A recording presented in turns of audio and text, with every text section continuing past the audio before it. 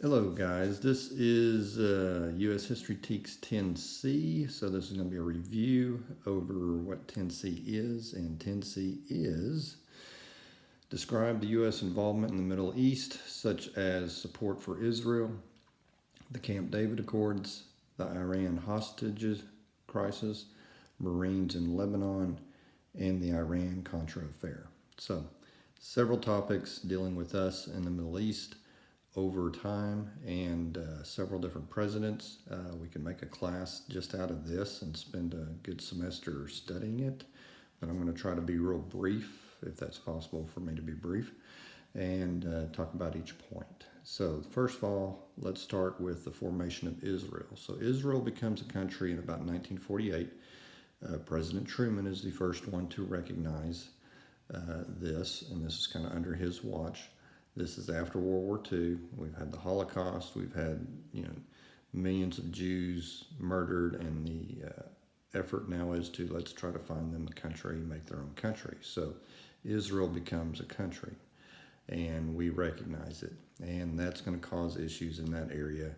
The Arab world is going to, have some conflict over this occurring, and we're going to have not civil wars, but wars breaking out over time. In the 60s, in the 70s, it's even going to lead to an oil embargo where they're going to cut off the oil to us because we're supporting Israel. But into the 70s, we're going to have the Camp David Accords. This is going to be under Carter. This is an effort to bring both sides, the parties together and work out a peace plan. Camp David is a retreat location that presidents get to use. As far as being a president, you have access to this place called Camp David, and he invited them there to try to work out some kind of resolution. So in the 79, we get the Iran hostage crisis. So backstory on this: in the 50s, and part of our efforts to contain communism, we helped support this guy in Iran who came to power called the Shah of Iran. Well, he ended up not being the greatest leader, or as far as how he treated his people. There were some issues over time, and eventually he's going to get overthrown in the 70s. Well, in the 70s, he tries to get access to come to our country. He's not in his country. He's been kicked out of his country, but he needs treatment for cancer, I believe.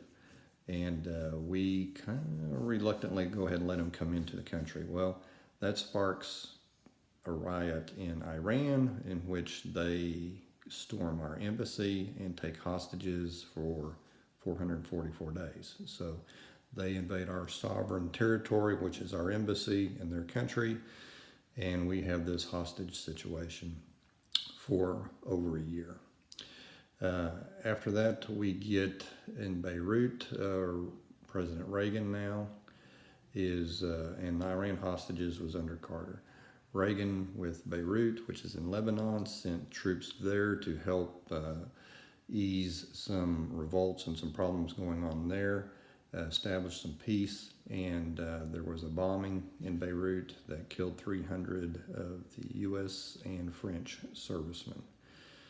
So that was another issue. Then we get the Iran-Contra Affair, which is going to be in the 80s under Reagan.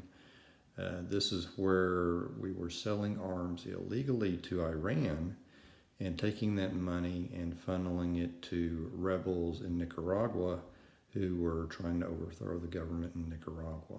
So a lot of dynamics. Those are very high-level overviews of those. Like I said, we could spend a semester talking about it.